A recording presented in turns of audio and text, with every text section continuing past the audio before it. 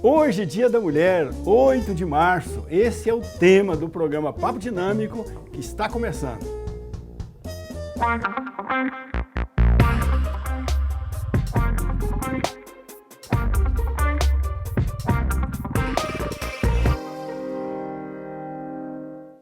Olá, gente boa! O Papo Dinâmico está no ar, estamos começando mais essa edição toda terça-feira, 9h30 da noite, e também estamos no YouTube, no canal do programa Papo Dinâmico e no canal da PUC TV Goiás. Lá tem esse programa e todos os outros programas que já gravamos há mais de 4 anos aqui no ar, toda semana. Ok? Você pode assistir a esses programas todos lá, curtir e compartilhar com seus amigos, tá bom? E pode também baixar, se você quiser usar em atividades acadêmicas, pedagógicas aí, tem muito tema interessante que você pode trabalhar, porque sempre a gente traz aqui uma autoridade no assunto, uma pessoa que domina essa área, então você vai levar conhecimento de qualidade para você, sua família e sua comunidade. Hoje nós vamos falar da mulher, né? O Dia da Mulher, vamos falar da mulher, com a ex-deputada federal Marina Santana. Muito obrigado pela presença. Marina Santana, que é também minha amiga, tá? Desculpa aí, mas ela é minha amiga também. É um prazer, uma honra tê-la aqui conosco. Nossa, para mim uma super honra, Daniel. Fazia tempo, com essa pandemia, que a gente não conseguia se encontrar direito, né? E é um prazer, agradeço aqui a PUC TV. Eu acho que eu já estive aqui em momentos anteriores, bem marcantes da minha vida, do meu conhecimento, da minha trajetória. Então, agradeço muito a você, a toda a sua equipe super elegante, carinhosa, que nos recebe bem. Pois é, você que sempre lutou, né, aí em favor, em defesa da mulher, durante a sua trajetória, em vários momentos, né, da sua vida, em várias situações, como autoridade pública, como política, como parlamentar, você sempre atuou, né? Quais os desafios que você vê para a mulher hoje? Daniel, as mulheres em geral, nós mulheres, enfrentamos um desafio em qualquer área onde a gente esteja. Algumas mulheres ainda com desafios dobrados, como as mulheres negras, as mulheres indígenas, as mulheres trabalhadoras que não têm às vezes, o mínimo ali, as mulheres que compõem as 19 milhões de pessoas que nesse momento passam fome. Então, a gente que está em condições de participar desse debate aqui junto com você, a gente precisa fazer essas considerações, porque tudo que a gente passa ainda não é completamente igual em termos de desafio ao que passam essas mulheres que estão numa situação altíssima de vulnerabilidade. Mas as mulheres, então, estão no campo, estão na cidade, estão nas empresas, têm dificuldade, muitas vezes, porque os salários por trabalho igual, em geral, não é igual, né? A mulher faz o mesmo trabalho que o homem, o mesmo tipo de função, e existem índices que jogam uma porcentagem abaixo, dependendo da área de atuação. E na política, que é um lugar onde eu sempre foi um lugar onde eu tive preferência de estar, não sempre com cargos públicos, você sabe, mas eu sempre gostei de participar dos debates públicos. Eu te conheci na Comissão Pastoral da Terra, né? Você atuava na igreja, né? Exato. Um movimento de igreja, né? Um movimento social de igreja, né? Ali eu fui convidada por Dom Tomás, que Tomás Baduino, de grande memória. Bispo já falecido, né? Dom Tomás foi bispo da cidade de Goiás. Da cidade de Goiás, que ele com Dom Fernando Gomes dos Santos, Dom Pedro Casaldáliga, criaram a CPT e o CIMI aqui em Goiânia, né? Perfeito. É isso, bom. Então, nessa época, eu comecei ali, eu me formei aqui, na PUC, ex-UCG, né? Fiz direito aqui. Você fez direito aqui? E aí eu já saí daqui. Fez direito e foi atuar na esquerda. É a minha preferência, né?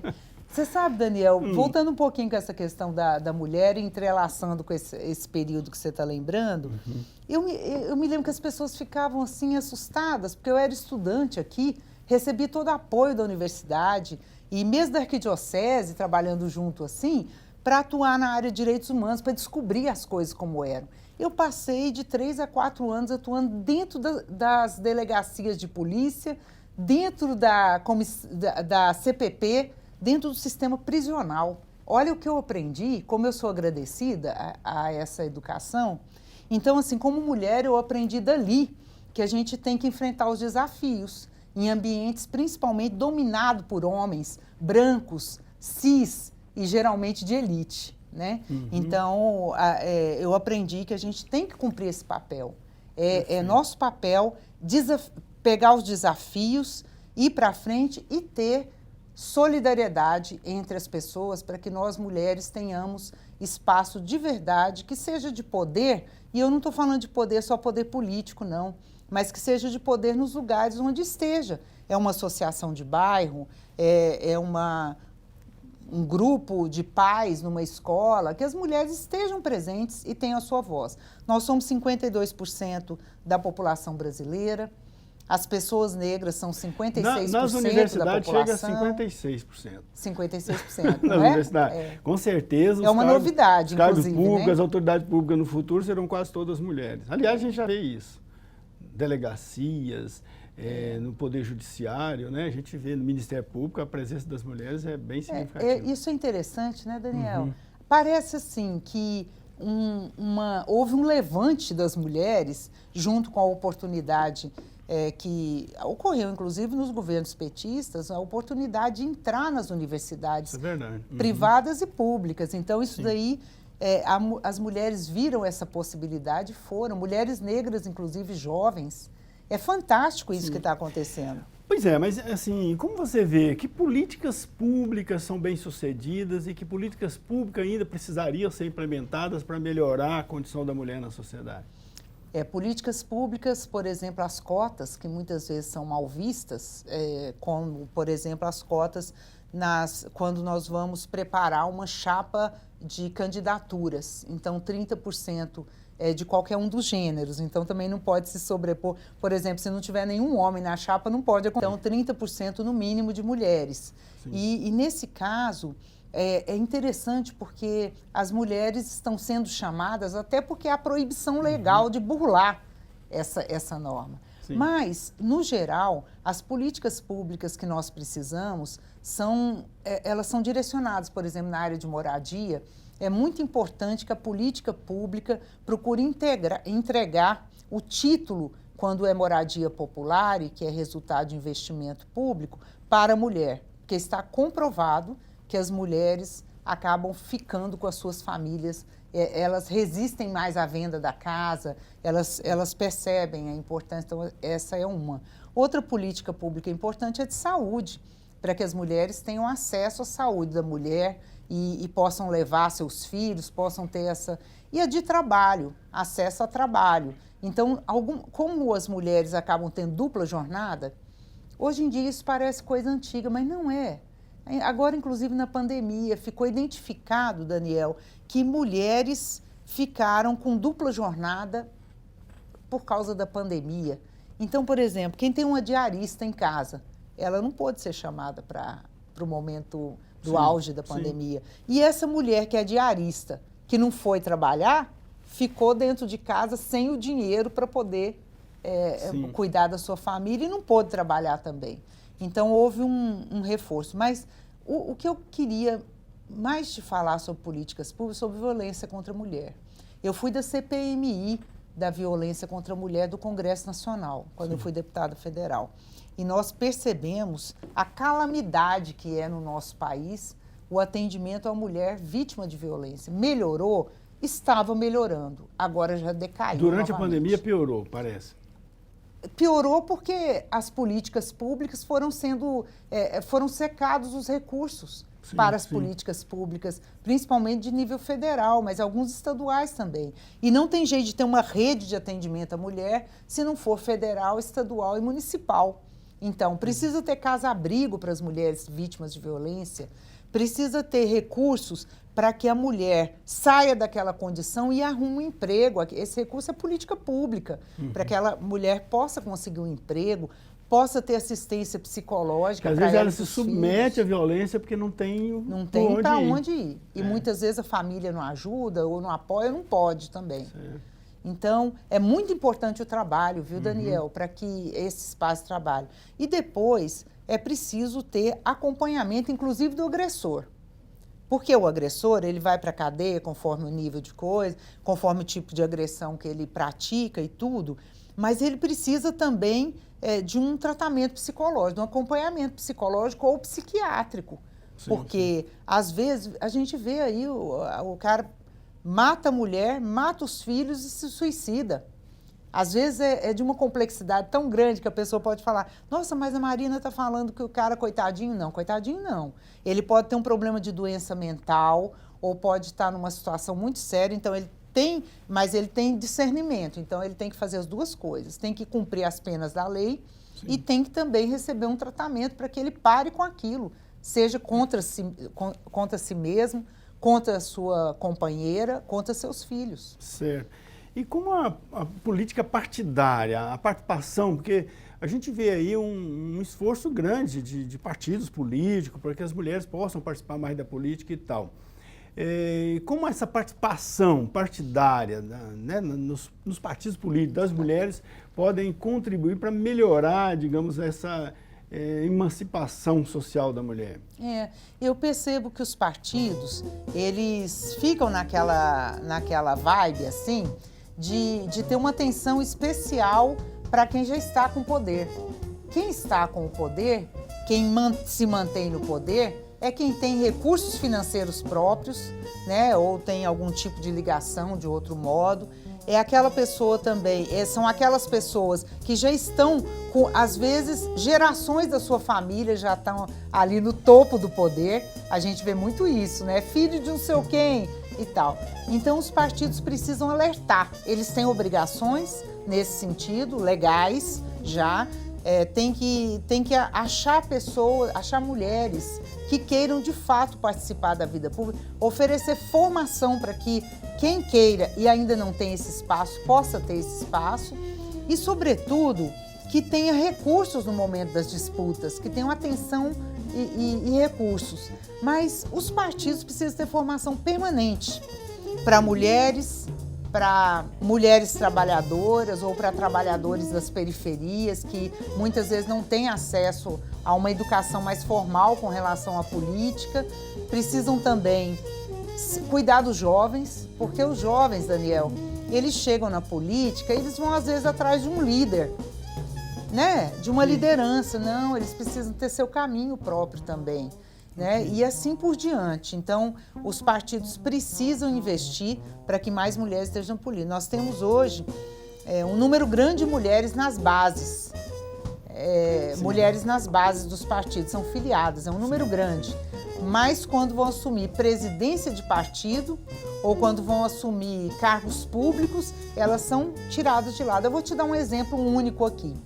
A Dilma foi muito criticada quando ela chamou muitas mulheres que não eram conhecidas do ambiente político e não foram indicadas pelos partidos para a composição do governo. Para de onde saiu essa ministra aqui, essa outra ministra? Ela chamou pessoas competentíssimas, que ela já tinha conhecimento da competência dela, porque os partidos não indicavam mulheres, simplesmente. Entendi. Uhum. Vamos fazer o seguinte, vamos fazer um pequeno intervalo, a gente já volta, vamos aprofundar mais sobre isso e também quero retomar aí como é que você conseguiu, né, alçar aí uma liderança política, certo? Daqui a pouquinho a gente volta.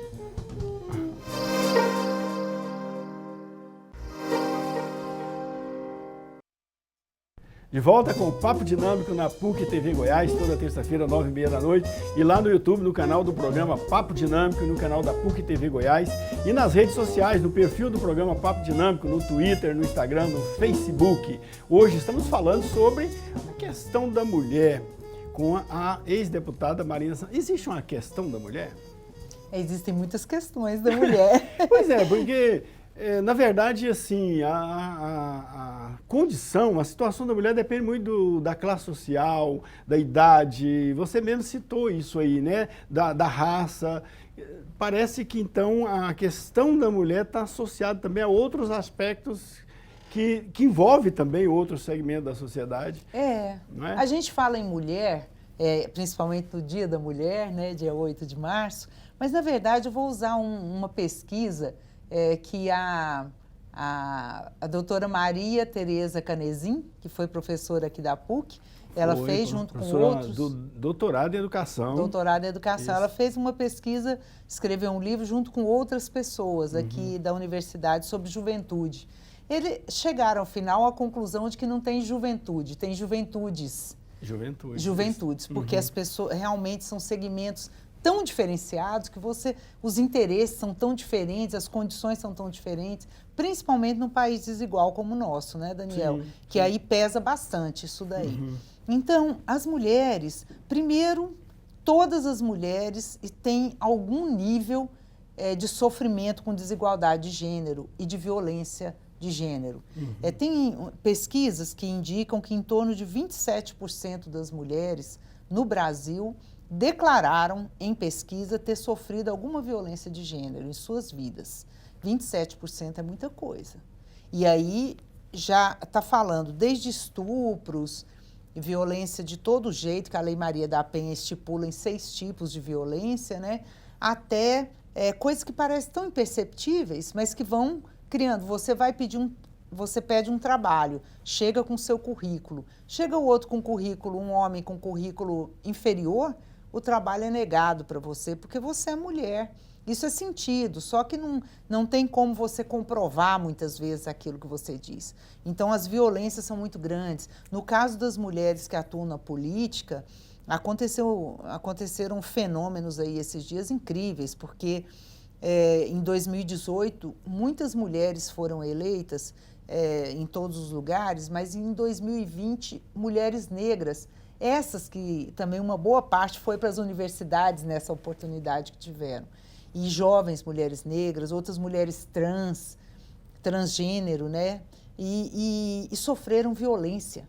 Não é um assédio só, é violência explícita, não é uma coisa que violência você não pode psicológica, violência, assédio moral. Ameaça. Não só assédio sexual, mas moral também. Moral, ameaça. Ameaça. E no caso, depois de eleitas, mulheres sofreram como uma companheira de São Paulo, que todo mundo viu, saiu na imprensa, e ela foi para cima, que ela, conversando com o presidente ali em pé, em frente à mesa da presidência, conversando, resolvendo questões parlamentares. Está falando da deputada, se não me engano.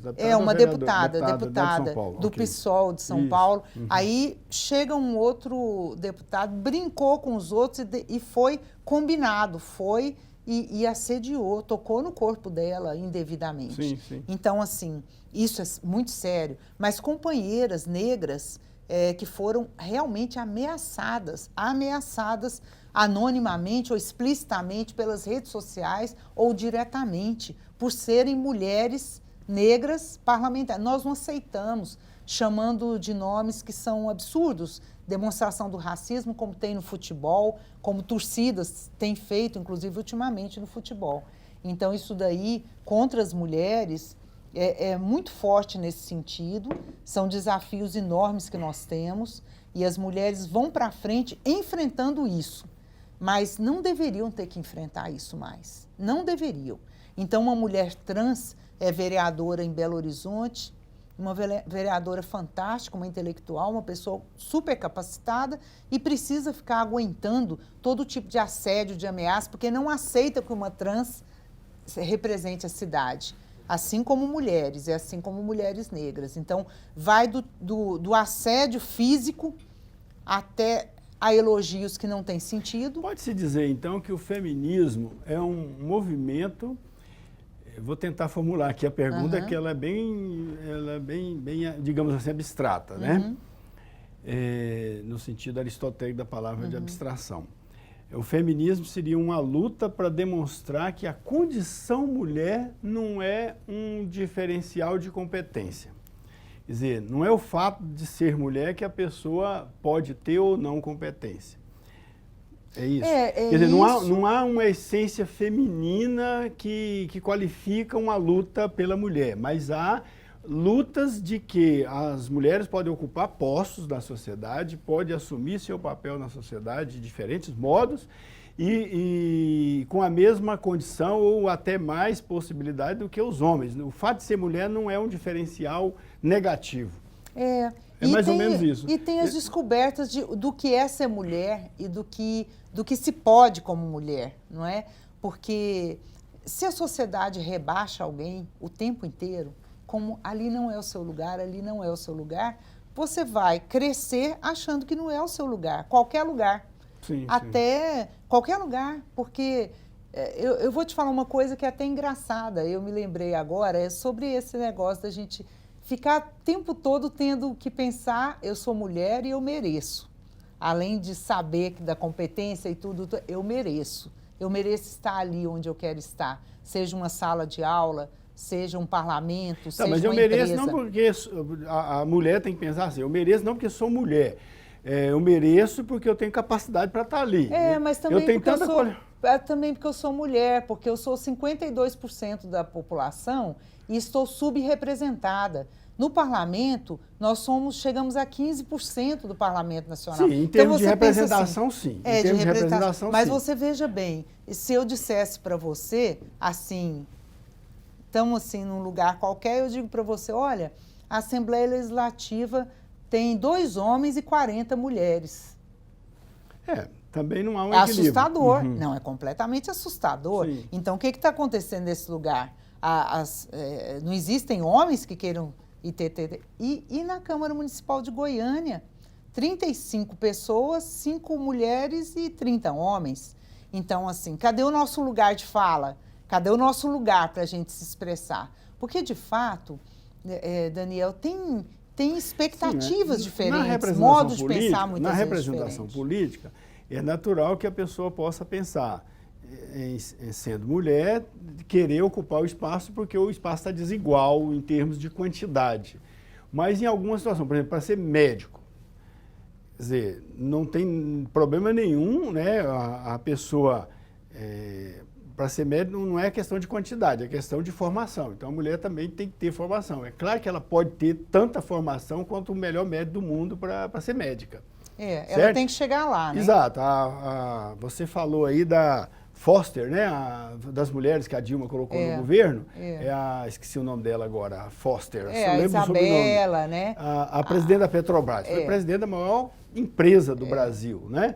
E se não fosse todo aquele processo de perseguição e tal, mas ela, inclusive, era bem reconhecida como uma grande presidente da Petrobras. E foi presidente da maior empresa do Brasil. Então, o fato de ser mulher não lhe impediu jamais, né, de exercer com competência o cargo. A Dilma foi a primeira presidenta do Brasil. Exatamente. Ela saiu por questões geopolíticas, por questão de guerra híbrida e porque as elites brasileiras queriam tirar o PT do poder, tirou o Lula, prendeu o Lula e tudo mais. Tudo bem, esse é o dado geral. Mas ela foi retirada... Graça Foster. Graça Foster. Mas ela foi retirada de lá, ouvindo xingamentos e vendo coisas misóginas, machistas. Inclusive, na hora da votação do impeachment, teve alguns deputados cabeça de bar que chegaram a falar coisas misóginas. Inclusive, o presidente atual, que falou de um torturador. Porque esse torturador que ele elogiou lá, a gente deveria ter prendido o presidente, que não era presidente à época, era um deputado, porque ele afrontou toda a nossa legislação e o senso público de direitos humanos. Então, ele elogiou um torturador que inoculava em suas vítimas de tortura ratos e ratazanas. Ele chamava a criança para ver a mãe ser torturada. Então, é uma afronta também à mulher, tudo isso que aconteceu. Mas, assim, então você tá buscando que a gente meio que defina um pouquinho sobre feminismo. Tem tudo isso que você falou e tem... a democracia não é democracia sem a presença da mulher. Porque quando você citou mesmo aí, não é exemplo, só numérico. Sem teto, a luta do sem teto, porque tem o sem teto, o homem sem teto mulher. Mas você já fala, não, a política pública, levando em consideração a situação da mulher, a escritura tem que ser dada, né, para a mulher, porque ela dá mais estabilidade àquele processo. Então existe alguma noção diferencial aí, né, que precisa ser conceituada. É isso que eu estou tentando fazer. Exato. Mas vamos fazer um pequeno intervalo e voltamos mais. Vamos ver se a gente consegue chegar a um acordo aqui sobre o que é essa questão feminina. Daqui a pouquinho.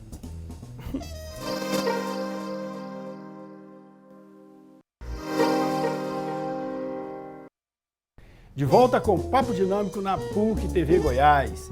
Toda terça-feira, 9h30 da noite, estamos aqui e também estamos lá no YouTube. Já falei no YouTube, lá no canal do programa Papo Dinâmico e no canal da PUC TV Goiás e nas redes sociais, no Instagram, no Facebook, no Twitter, sempre no perfil do programa Papo Dinâmico. Hoje, Dia da Mulher, estamos aqui falando, né, sobre os problemas e as questões que envolvem aí a condição, a situação de ser mulher na nossa sociedade. Estamos debatendo isso aqui com a ex-deputada, ex-vereadora, ex-secretária e ex-candidata a governo de Goiás, Exatamente. Marina Santana, né? Por sinal, nós te perguntamos tantas coisas naquela época e nós pudemos ouvir de você várias orientações, assim, para que a gente pudesse usar no debate do Estado, né, no Estado.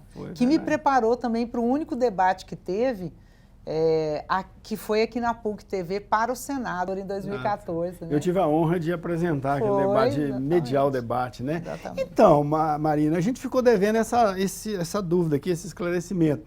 Como é que se deu seu engajamento na política? Como é que foi isso?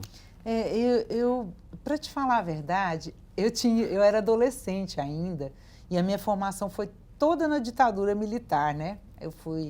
Então eu tinha 17 para 18 anos quando eu entrei aqui no curso de Direito. E aí, a coisa que mais me chamou a atenção naquele momento, a coisa mais diferente que eu vi naquele momento acontecendo no país, foi o Lula em cima daquele caminhão lá, comandando uma greve. E eu vi isso por um jornal impresso, porque naquela época não tinha internet, não tinha nada disso. Sim. E eu achei aquele negócio espetacular, sabe? Aí eu entrei na universidade e na universidade tinha um monte de coisa interessante, muitos debates, muita coisa, muito pensamento sendo trocado, tinha teatro relâmpago, tinha um monte de coisa e eu me entrosei foi com essa turma. Então eu acabei entrando... trabalhando com várias faces de direitos humanos, mesmo ainda como estudante, fui para as periferias, fui entender a diferença, por que eu era uma pessoa que tinha estudado em escolas legais, que meus pais se sacrificaram para que eu estudasse escolas legais. Depois eu entrei aqui na universidade e tinha pessoas da minha idade nas periferias que não tinha dente na boca, sem oportunidade de trabalho, com zero de expectativa de vida para frente, né? Sim. Eu fui entender muita coisa, fiz amigos, muitos amigos nessas condições. Então, fazendo o trabalho assim. Então, o que me levou a ter atenção para a política, Daniel, é o que me faz chegar hoje com atenção para a política. Entendi. Assim, as desigualdades, que são muito pesadas, no mundo e no nosso país em particular, 1% da população tem 50% da riqueza rolando em suas mãos como dinheiro, em parte para o setor produtivo, mas a maior parte no setor financeiro. Então, a financeirização das vidas, né? Quer dizer, nós vimos agora a pandemia, eu vi o MST deslocando o Movimento Sem Terra, toneladas e toneladas de alimentos orgânicos, para doar para as pessoas em situação de fome, e não vi o agronegócio fazendo isso, que me espantou profundamente. Que é o que mais ganhou durante essa pandemia, né? O agronegócio. Porque à medida que o dólar subia, né? Então, eles exportavam mais e faltavam mais alimentos aqui. Então, assim, isso para mim são exemplos importantes de que o mesmo motivo que me chamou a atenção naquela época continua me chamando a atenção. A política não é para ficar vaidosa ou vaidoso, para pensar que vai ficar rico com aquilo, isso não serve de nada. Isso é passageiro e é ridículo. Os valores que a gente recebe, nós precisamos... É importante falar isso para as pessoas, né, Daniel? Tem valores que eles não são negociáveis. Então, essa questão da desigualdade, nós temos que marchar contra. Nesse momento agora, entre esses dois últimos governos e o início da pandemia, e agora, depois da pandemia, eu comentei, 19 milhões de pessoas estão passando fome mesmo, e 52% da população está em situação de insegurança alimentar. Quer dizer, metade da nossa população não está comprando tudo o que precisa para a nutrição familiar. Tá, Marina, mas voltando aqui então, na sua trajetória. Motivos. Exato, mas a sua trajetória, uma trajetória brilhante, muito bonita, libertadora, digamos assim. Mas ela não serve de inspiração para a maioria das mulheres, que a maioria das mulheres sonha o quê? Em ter um lar, ter sua casa, sua família. Será, Daniel? Ou não? Eu não estou achando isso, não. Eu estou achando que as pessoas já não estão querendo ter filhos, uma boa parte não quer ter filhos. Ah, mas isso é ruim, E né, quem não? quer ter filho, não, aí vai de cada um, né? De não, mas cada já pensou uma. se todo mundo resolver não ter filho, não vai ter mais ninguém. E o tanto de mulheres que têm filho, os homens esquecem que têm filho e vão embora. Isso é verdade. Né? Eu estava conversando com uma menina, ela é garçonete num lugar que eu frequento. E ela é novinha, mas tem um filho. Aí ela estava me falando hoje para mim, o meu namorado gosta mais do meu filho do que o pai dele, do que o pai do menino. Sim. E eu ouço isso de mulheres o tempo todo. Então, assim, eu acho que as mulheres, as famílias ou as mulheres em geral, elas estão aspirando mais. Elas querem estudar, elas querem ter filhos, sim, a maior parte quer ter filhos, sim. O que é bacana também, como você disse. Mas é muito difícil ter uma família, uma casa, um marido, um emprego e ainda mexer com política. É mais difícil. Não é nada. Não é não? Quando... Não é nada. Olha, quando eu fui vereadora a primeira vez, fui a primeira vereadora do PT, aqui em Goiânia. Sim. Aí foi em 88 que eu fui eleita. Na primeira turma, logo, eu não tinha filhos, mas tinha duas que tinha. Né? Uma tinha um filho e outra tinha 2 filhos. E aí a vida, e tocando, trabalhando, participando da política, não perdiam nada pelo fato de ter filhos. E assim por diante. Hoje, se você for ver, quem está no Senado, as mulheres que estão no Senado, na Câmara Federal, a maior parte tem filhos, quase a totalidade. Sim. Então, até esses dias, uma amiga me perguntou no Twitter, que negócio é esse? Então, mulheres que têm filhos, elas podem mexer com política, dá tempo de... Dá completamente. A minha experiência é que mulheres e homens... Primeiro, os homens que eu respeito cuidam também dos filhos. Os homens que eu respeito e que são também da atuação política ou não, ou que são empresários, ou que são trabalhadores, ou que são faxineiros, seja o que for. Tem que repartir o tempo. E a mulher tem direito a um projeto que não seja só dentro de casa, que não seja só um projeto doméstico. Isso leva a mulher à exposição de violência. Ela não tem um trabalho, então, assim, são poucas as famílias que se harmonizam de outro modo. Porque se a mulher está trabalhando e o homem não, ele pode cuidar da casa, pode cuidar dos filhos. Sim. E o contrário também. Só que a harmonização disso por largo prazo muitas vezes leva à violência doméstica. Então, todo mundo tem que ter projetos, sejam eles quais forem, pode ser comunitários. Quer dizer, precisaríamos debater mais sobre violência doméstica, né? Porque ela ocorre em várias situações, circunstâncias, né? Não ocorre só a violência física direta, ocorre até por isso também, se a mulher começar a ter um papel mais importante na sociedade, de repente ela começa a ter oposição do próprio marido. Quantas mulheres eu conheço que recusam uma ascensão no trabalho para não ganhar mais do que o marido? Para não frustrar o marido. E às vezes ele nem ia ficar frustrado, mas ela já acha que fica. E muitas vezes fica mesmo, fica até violento, se sente humilhado perante os amigos, os colegas de trabalho. Então, assim, é muito aprofundada essa situação do machismo. É um machismo estrutural, assim como o racismo, que é estrutural no nosso país, né? Que é bem grave mesmo, eu penso, sabe? Assim, é de uma gravidade que a gente precisa superar. É para todo mundo superar. Esses dias, eu conversando com uma amiga que é daqui de Goiânia, ela é negra, o marido é negro e os filhos são negros. E ela mora no exterior há muitos anos, mas tem família aqui.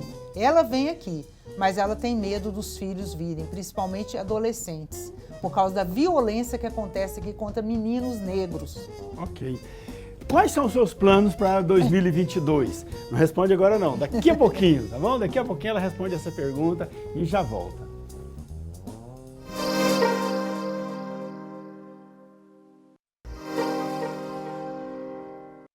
Volta com o Papo Dinâmico na PUC TV Goiás. Hoje nós estamos falando sobre a mulher, né? O Dia da Mulher, estamos falando sobre a mulher com Marina Santana, nossa amiga e ex-deputada e ex-vereadora, ex-autoridade pública. Então, Marina, quais são os seus planos para 2022?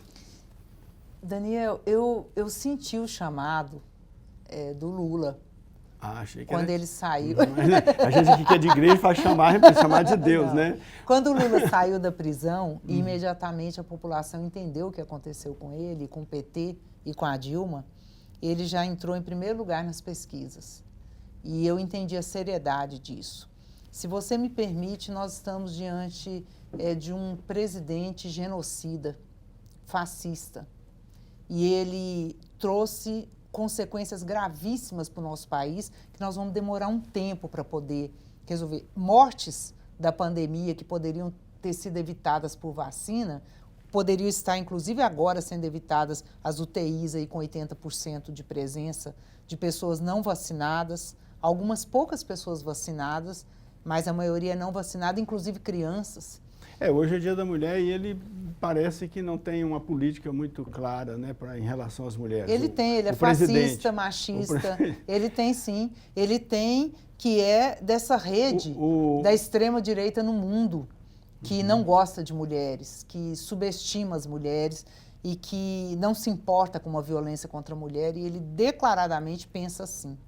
Então, esse é o motivo, eu resolvi, com alguns amigos e amigas que eu conversei, o Pedro Wilson e outras pessoas, resolvi sair candidata a deputada estadual.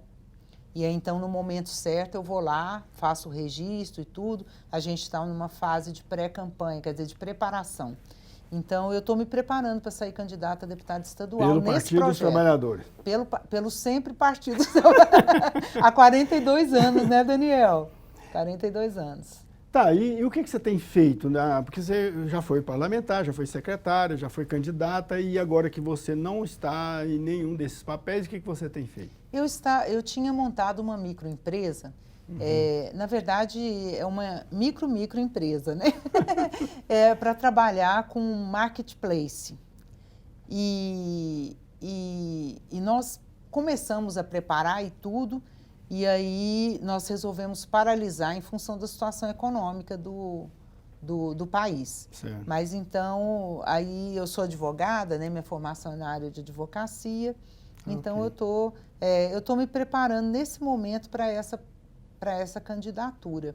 E dentro desse projeto nacional, Daniel, porque a gente precisa de mais instrumentos políticos e de outra ordem, de organização popular também, para a gente ter a possibilidade de sair desse momento tenebroso e perverso que nós estamos passando. Sim. O que o PT, o Partido dos Trabalhadores, aspira para as eleições deste ano aqui em Goiás? Aqui em Goiás nós temos uma pré-candidatura muito querida, que eu espero que seja querida sua também, que é o governo do estado com o professor Volmir Amado. Ele já se posicionou em várias entrevistas, é a primeira candidatura dele, mas ele é afiliado ao PT já há um bom tempo. Ele já levantou duas coisas que são, para mim, formidáveis, importantíssimas, que me motivam muito também. O professor Volmir Amado, nas entrevistas que ele deu, ele falou sobre o meio ambiente e sobre políticas públicas sociais, que ele conhece bem da experiência, inclusive, com o serviço social aqui, com ações da Igreja Católica, que ele atua bastante e tudo, né? Então, ele tem um conhecimento técnico e um conhecimento de visão do que é importante. E essa questão ambiental no nosso estado, no Centro-Oeste, é importantíssimo, porque nós tratamos com a depredação do cerrado. Nós arrebentamos o cerrado e o professor Altair Salles me deixou na última entrevista, na última palestra que eu vi dele, muito encabulada, muito triste. Ele falou, o cerrado acabou. Mas existem outras observações que nos fazem entender que o cerrado ainda tem vitalidade, o bioma ainda é possível se tiver um tratamento correto. E o professor Volmir Amado levantou essa pauta, que é uma pauta que eu também militei sempre como vereadora. Quando você foi candidato ao governo, o tema central do seu plano de governo era justamente sustentabilidade, Isso, né? Isso, Povos do Cerrado, era o nome da nossa coligação. Exato. De fato, então, para nós é muito importante. Então, o professor Volmir Amado, nós já temos várias candidaturas a federal, pré-candidaturas, né, e várias pré-candidaturas a estadual. No momento, nós esperamos para ver se vai ter federação ou não. Porque se houver federação... Já define o leque de partidos que vão compor, né, aliás. E os espaços para majoritário, para Senado, que tem uma vaga para Senado. É uma boa esse negócio de federação? Eu acho que é importante, assim. Eu miro um pouco, não sei se é muita pretensão, mas eu miro um pouco no Uruguai, né, na Frente Ampla do Uruguai, que elegeu seguidamente progressistas. Inclusive o Tabaré Vázquez, que era prefeito de Montevidéu e virou presidente, e na última etapa agora foi eleito um que não é da AFLA, mas entendeu como é importante levar aquela política como estratégia de desenvolvimento para o país. Eu espero que a gente consiga fazer coisa parecida por aqui. As dimensões geográficas são diferentes, né? Mas agora, a federação, ela obriga que a aliança seja só com os partidos da federação ou é possível ter uma federação que agregue outros partidos Pode também? ter apoio, por exemplo, com um partido que a gente não fizer, que não esteja na federação, porque a federação, a diferença dela com a coligação é que não fica só no dia da eleição, né, no período da eleição. Ela fica por 4 anos, ela vira quase um redondo de partidos políticos. Então pode vir outros apoios. Com federação e mais uma coligação outros com outros apoios, partidos. Outros apoios para não, coligação proporcional não. Mas para apoiar o presidente da República, o executivo. O executivo, o governador no caso, e presidente. O governador e presidente. É interessante. Eu acho que é uma evolução nesse E como é que sentido. você está? Então depende, porque a federação é uma discussão nacional, não é nacional, regional, depende né? do nacional. Aí vai fechar. Nós estamos com a Haddad em primeiro lugar, é um dos impasses. É um impasse bom, não é ruim. É porque lá tem uma disputa lá com o PSB, né? Tem o Márcio França, né? E tem Paulo. o Haddad. O Haddad tem em primeiro lugar nas pesquisas. Isso. Mas o Humberto senador, retirou lá no Pernambuco o nome dele, estando em primeiro lugar na pesquisa.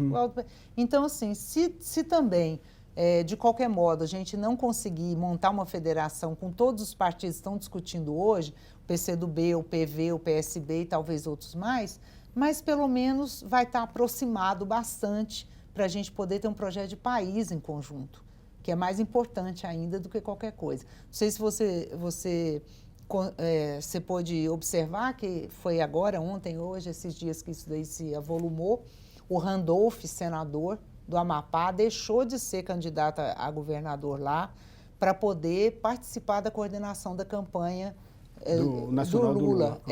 E chamando, e não vai, o partido dele não está coligado, então não tá para a federação e tal, mas ele chamando a atenção de todo mundo que não é do PT e é democrata, para a gente ver se consegue fechar as eleições no primeiro turno, porque já tem um caráter plebiscitário. Sim. A disputa não está entre muitos, já tem uma disputa polarizada. Então, nesse plebiscitário, nós não queremos continuar com um tipo de governo genocida e que despreza as massas populares, é machista, é racista e é hedonista também. Então nós não queremos isso. O país não merece. Nós não podemos ficar afundados na situação que nós estamos. Quando a Dilma saiu, tinha 4 e pouco% de desemprego, que é considerado uma média internacional muito boa. E agora nós estamos com 14%, 13% de desemprego. Mas Goiás tem um diferencial em relação à política nacional, né? Existe aqui um segmento conservador bastante forte em Goiás. Como é que o PT vai articular esse discurso nacional com um discurso mais regional?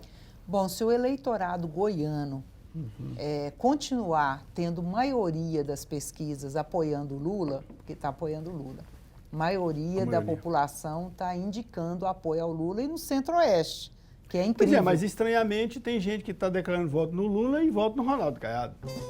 Mas isso sempre aconteceu, isso sempre é assim. Mas a gente espera ganhar esse apoio. A gente espera ganhar esse apoio mostrando que o projeto de desenvolvimento do país precisa ser repercutido também aqui em Goiás. Perfeito. Nós vamos tratar desse modo. Se o professor Volmir Amado for candidato nosso a governador, e eu for candidata a deputada estadual, se o partido nos aceitar com essa história e outros companheiros e companheiras, nós vamos procurar conquistar a população para essa posição. O desenvolvimento do país se dá também nos estados. Perfeito. Né? Marina Santana, muito obrigado pela presença aqui, enriqueceu muito nosso debate no Dia da Mulher. Um abraço e nossos parabéns às mulheres, que todos os dias sejam um dia da mulher, né, nesse país nosso e no mundo. Muito obrigado, boa noite. Muito obrigada, boa noite, Daniel. Tão bom falar com você, tão bom, eu agradeço a sua equipe aqui, com tanto carinho, e gente super boa, que eu conheço há muito tempo, por sinal, boa parte. E dizer a vocês, assim, para as mulheres, posso dar um recado para as mulheres, por favor. Daniel? Dizer às mulheres que as nossas lutas, elas estão em curso, e as nossas vitórias também. Não deixe para trás nada do que você achar que é importante. Vá em frente e ganhe musculatura no seu desejo de seus projetos pessoais também. Tenha seus projetos pessoais. Eles são às vezes coletivos, familiares, mas são também pessoais. Vá em frente. Ok, muito obrigado para você que nos acompanhou. Nosso abraço, boa noite, até a próxima.